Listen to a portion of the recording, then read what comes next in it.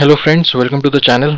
आइए देखते हैं निफ्टी और बैंक निफ्टी ने कहाँ काम किया। आज जो हमने डिस्कशन किया था एग्जैक्टली वैसे ही पैन आउट हुआ है। हमारा ये था कि अगर गैप अप खुलता है तो ऊपर खुलता है या कुछ भी ऐसा सीन रहता है तो उसमें उसके बाद सेलिंग आएगी। तो आज गैप अप खुला, उसके बाद सेलिंग आई है ना। अभी हम वही देखेंगे स्क्रीन पे कि कैसे क्या हुआ है। और जिसने आज उस सेलिंग का फायदा उठाया था, हमने टारगेट भी दिया था 24,200 टारगेट था। 24,200 वो आया। तो जिसका टारगेट भी हिट हुआ है वो प्लीज़ इस वीडियो को ज़रूर लाइक करिए, है ना। इस वीडियो को प्लीज़ कमेंट करके ज़रूर बताइए कि आपका टारगेट हिट हुआ है। ठीक है, आइए चलिए देखते हैं आगे ये कैसे काम करता है निफ्टी, है ना। देखिए निफ्टी ने क्या है ना कि ये था कि विक बना दी है, ये विक बना दी है, इसको सेलर सेल करना चाह रहे हैं बट वो सेल हो नहीं पा रहा उनसे, है ना। तो सिंपल है कि 24,200 एक अच्छा रेजिस्टेंस हो चुका है फॉर नाउ, है ना। वैसे तो मेजर रेजिस्टेंस तो 2400 है ना। बट अभी फॉर नाउ एक अच्छा रेजिस्टेंस है 24,200। ठीक है, चलिए इसी बेस पे हम देखते हैं कि किस तरीके से हमने काम, है ना। आइए देखते हैं। हमारा वैसे तो कल का डिसीजन क्या था वो मैं आपको फिर से एक बार बता ही देता हूँ। यहाँ मैंने क्या कहा था कि यहाँ गैप अप खुलेगा तो आपको सीधे पुट लेना है।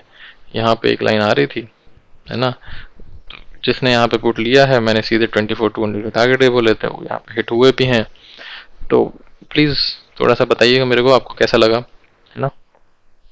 चलिए ठीक है, ये लाइन तो इंटैक्ट है।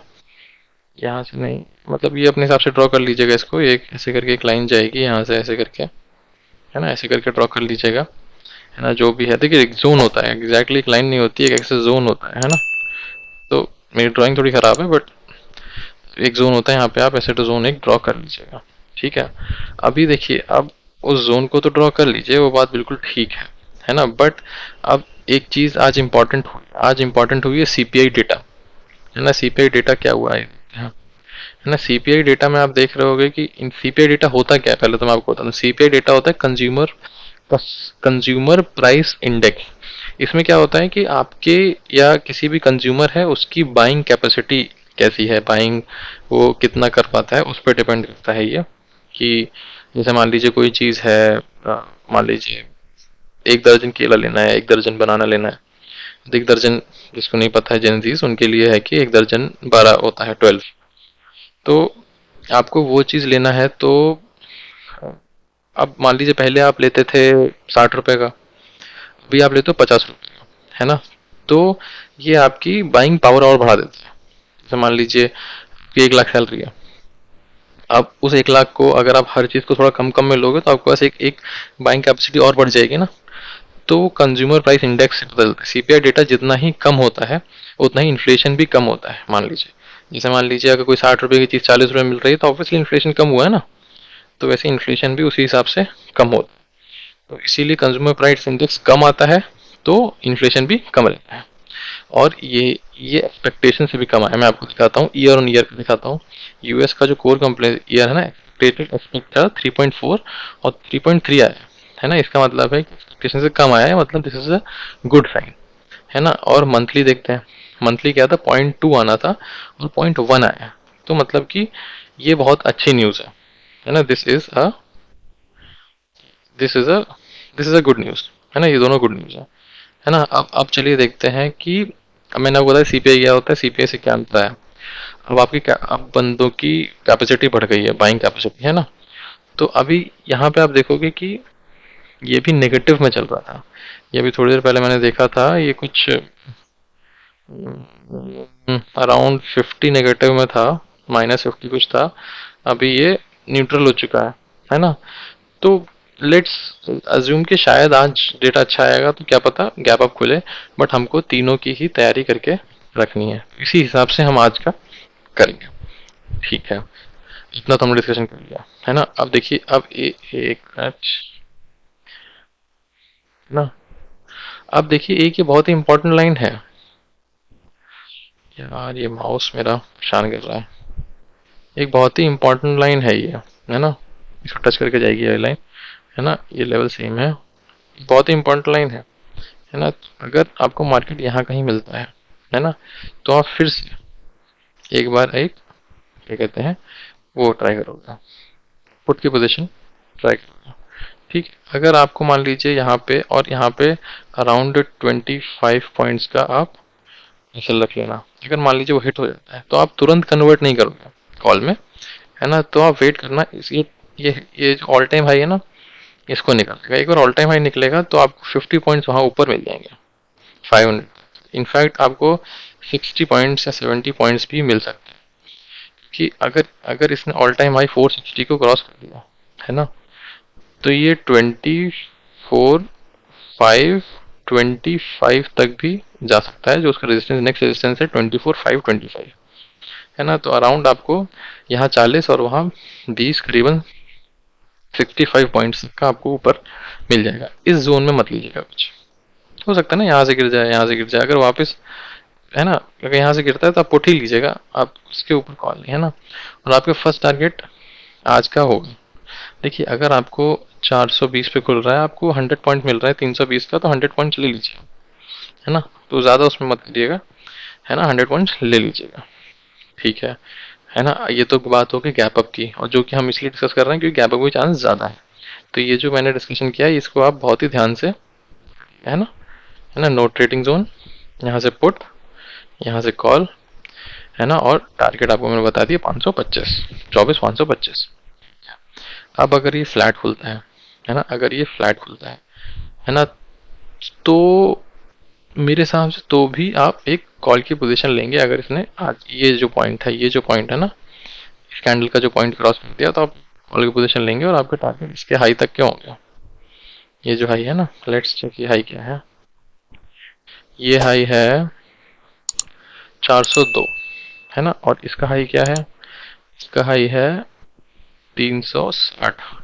360 जब क्रॉस होगा तो आपको 402 तक के अराउंड 40 पॉइंट्स यहाँ पे लेने हैं, है ना। उसके बाद ज़्यादा लालच मत करिए क्योंकि देख रहे हैं ना मार्केट क्या कर रहा है, मार्केट एक जोन में ही चल रहा है, फिर तो ज़्यादा लालच से चक्कर मत, है ना। उसके बाद यहाँ जब एक बार मार्केट पहुँच जाए तो या तो यहाँ से आप उठ लीजिए, या तो वही हमारे गैप अप वाली जो थ्योरी है वो हम करेंगे, है ना, इसमें नहीं लेंगे, ठीक है।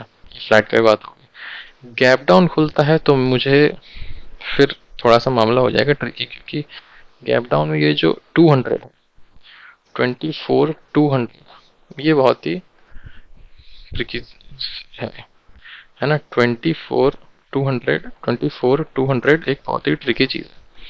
जब इसके इसके नीचे निकलेगा तभी आपको जाके लेना है ना। अगर 24,200 के नीचे निकलता है, अगर 24,200 के यहाँ के नीचे निकल जाता है ना, तो फिर आपके 24,100 के, 24,000 के आपके टारगेट हो जाएंगे, 2,000, ठीक है ना। ये मतलब 100 हुआ ना, नहीं 1000 होगा दोस्त, नहीं 1 के 1,000 ना, 24,000 को, ठीक है। 24,000 के आपको टारगेट हो जाएंगे, है ना। आपको ऐसे करना है ना, ठीक है। अब चलिए बैंक निफ्टी की बात करते हैं। बैंक निफ्टी ऑल्सो, चलिए हाँ, इसकी एक चीज़ तो हमको देखना है कि अभी ये थोड़ा सा इनडिसाइसिव है और हमको बहुत ही अच्छी ट्रेड आगे देगा, क्योंकि अगर इसका आप वीकली देखोगे तो एक तरीके से डॉजी बन रही है। कल कल एक बार और एक चीज़ हो जाए, बन जाए जो बनना है, फिर हम डिसाइड करेंगे कि हमको कैसे इसको आगे लेके चलना है। अब चलिए let's see bank Nifty. Bank Nifty day के चार्ट में इसने ये बहुत बढ़िया ये बुलिश साइन बनाया है। ऑल्दो अगर ये ग्रीन में होता तो हमारे लिए बहुत अच्छा होता, बट इसने अच्छी खासी डॉजी बनाई, तो हमारे लिए एक चीज़ फिक्स हो गई। एक चीज़ क्या फिक्स हो गई कि ये तो हमारा एक बेस बन गया है, ठीक है। बट समस्या क्या है कि कल खुलने वाला है गैप। अगर गैप खुलता है तो जो सोच रहे हैं, अगर गैप खुलेगा तो यहाँ पे एक रेजिस्टेंस है। रेजिस्टेंस कहाँ है हम देखते हैं, लेट्स सी रेजिस्टेंस इज, इसका हाई क्या है 800, मान लो 52,800 एक रेजिस्टेंस है ना। और ये 52,200, अगर देखो 200-300 पॉइंट खुलता है ना, तो बहुत ही खतरनाक जोन में चला जाए, क्योंकि फिर यार कैसे भी जा सकता है ना, ये रैंडम भी जा सकता है। बट हमको अगर ट्रेड करना है तो हम कैसे ट्रेड करेंगे, आइए देखते हैं हम 30 मिनट के चार्ट में, है ना। तो हमको थोड़ा सा, और ये तो हमको समझ में आ गया कि हाँ बैंक निफ्टी नीचे जाने को तैयार नहीं है, ये तो हमको समझ में आ गया। अब हमको लेवल्स ड्रॉ करने हैं, है ना। तो लेवल्स क्या ड्रॉ करने हैं, एक तो ये देखो ये लेवल है ना, इसके नीचे जाने को बैंक निफ्टी तैयार नहीं है ना। अब दूसरा क्या लेवल है, ये लेवल